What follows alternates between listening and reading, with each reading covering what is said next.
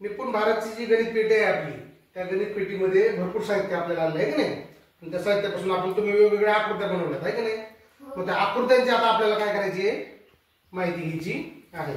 ही कुठली आकृती आहे अनुज? षटकोन. हा काय आहे?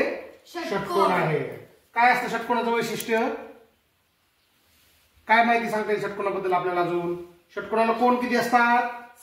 6 कोण असतात आहे की नाही. आणि बाजू 6 बाजू आणि 6 कोण, त्याचा हा षटकोन झाला आहे की नाही. त्यानंतर ही कुठली आकृती आहे? पंचकोन. पंचकोन.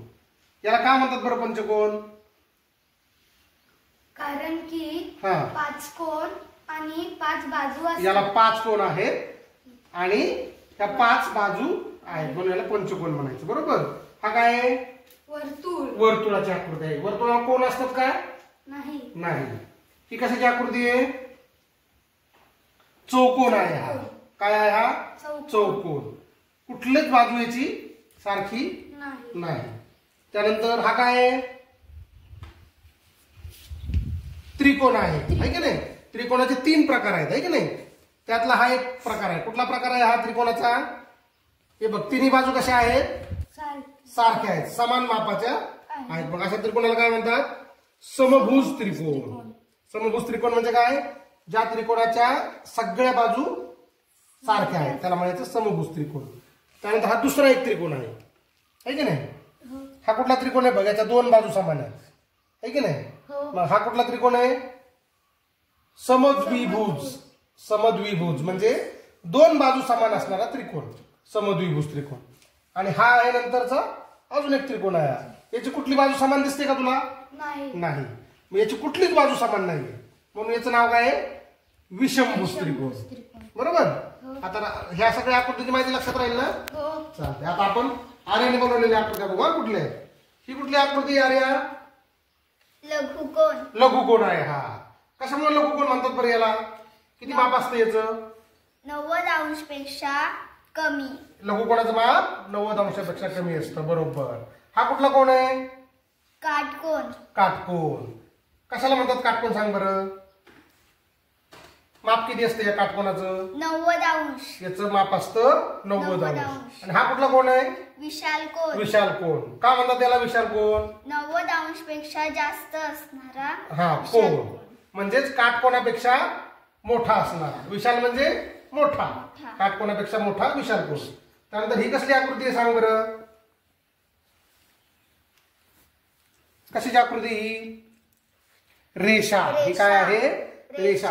आणि दोन्ही बाजूला बाण दाखवले रेषेचे आहे की नाही. याचा काय अर्थ असतो या बाणाचा? त्यांना दोन्ही बाजूनी वाढवू शकतो. ही रेषा आपण दोन्ही बाजूने अमर्यादपणे वाढवू शकतो. बरोबर. त्यानंतर ही कुठली आकृती आहे सांग? ही आकृती कुठली आहे? किरणे. किरण. बरोबर. ही कशाची आकृती आहे? किरणाची आकृती आहे. आणि याला एकच बाण आहे. याचा काय अर्थ आहे त्या एका बाणाचा? त्याला एका साईड एकाच बाजूने आपण या बाणाच्या बाजूने त्याला वाढवू शकतो. या बाजूला त्याला वाढवता येत नाही. त्यानंतर ही कुठली आकृती आहे? रेषाखंड. रेषाखंड. कशामुळे म्हणलं रेषाखंड याला? याला बाण दाखवलाय का? नाही. म्हणजेच काय? रेषाखंडाला आपण अजून दोन्ही कुठल्याच बाजूने वाढवू शकत नाही. हा झाला रेषाखंड. आता व्यायाने कुठल्या आकृत्या बनवल्या ते बघूया आपण. हा काय व्यायाम? वर्तुळ. वर्तुळ आहे हा. वर्तुळाला कोपरे असतात का? कोण असतात का? नाही. बाजू असतात का? नाही. त्याला कड असते फक्त एक, बाहेरची ही कड. बरोबर. त्यानंतर हा काय आहे? चौरस. चौरस. काय वैशिष्ट्य असतं चौरसाचं बरं? कशाला म्हणतो चौरस आपण? चौरसाच्या सर्व बाजू समान असतात. 4ही बाजू चौरसाच्या समान असतात आणि त्याचे 4ही कोण काटकोन असतात. ह्या आकृतीला म्हणायचं चौरस. बरोबर. त्यानंतर ही कशाची आकृती आहे? आयत. आयत. कशाला म्हणायचं आयत? ज्याच्या समोरासमोरच्या बाजू समान असतात त्याला आयत म्हणायचं. दाखवलेत नाही ते बघ, आपण रंगाने पण सेम रंग दाखवलेत समोरासमोर आहे की नाही. समोरासमोरच्या बाजू समान आणि 4ही कोण कसे असतात? काटकोन असतात. त्या आकृतीला म्हणायचं आयत.